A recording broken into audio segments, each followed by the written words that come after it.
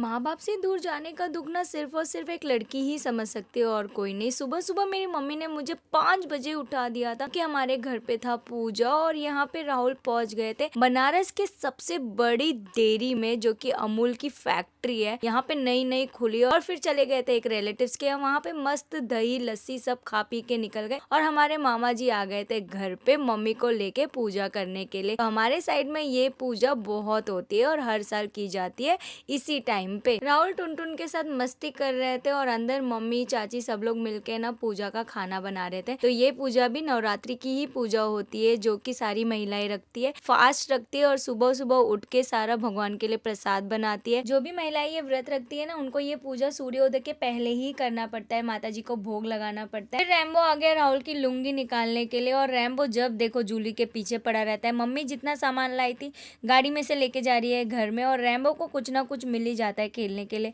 इतना ज्यादा मस्ती करता है ना, जब लोगों को देख लेता है ना तो और ज्यादा मस्तीखोर हो जाता है, क्योंकि इतनी सारी शादियां चल रही है ना, इसीलिए पॉसिबल नहीं कि हर कोई शादी में पहुंच पाए। अब हम 3 लोग आए हैं गांव में और मम्मी अपने मायके में शादी अटेंड कर रही है, मैं अपनी दीदी के यहाँ पे और बाकी भी बहुत सारे रिलेटिव्स हैं जिनके यहाँ पे शादियां चल रही है। तो मम्मी ने साड़ी और न्योता के लिए पैसे दे दिए चाचा जी को कि चाचा जी जब जाएंगे तो वहाँ पे उनको दे देंगे। और कुछ प्रसाद लाया था चाचा जी ने, तो मम्मी उसके भी पैसे दे रही थी, चाचा जी ले ही नहीं रहते। यहाँ पे मेरे 2 सोतरू कजन सो के उड़ गए कुंभकर्ण की तरह और हम बहनें मिलकर बना रही है पूजा का खाना। मतलब पूजा वगैरह तो कर लिया मम्मी ने और दीदी ने और प्रसाद भी चढ़ा दिया, बाकी सारी खाना हम बना रहे थे। मीटिंग चल रहा था क्योंकि हैप्पी के लिए ना नई दुल्हन ढूंढ लिया है मामा जी ने और उसी की पंचायत बैठी थी कि कब हैप्पी की शादी करवानी है। उतने में नेहा आ गई टाकी लेके और टाकी रख दिया मम्मी के गाड़ी में, क्योंकि मम्मी जा रही है अपने मायके और चाचा जी का न्योता है टाकी, तो चाचा जी बाइक पे जाएंगे इसीलिए नहीं ले जा सकते। ना चाची आई भाग भाग के और मम्मी का आशीर्वाद ली, क्योंकि मम्मी अब निकल जा रही है, पूजा करने के लिए आई थी। मम्मी की गाड़ी निकल गई अपने मायके के लिए और ये देखो यहाँ पे हमारा भी सारा प्रसाद वगैरह चढ़ाया हुआ है, लपसी और ये जो चूल्हा है ना नया मेरी मम्मी ने बनाया था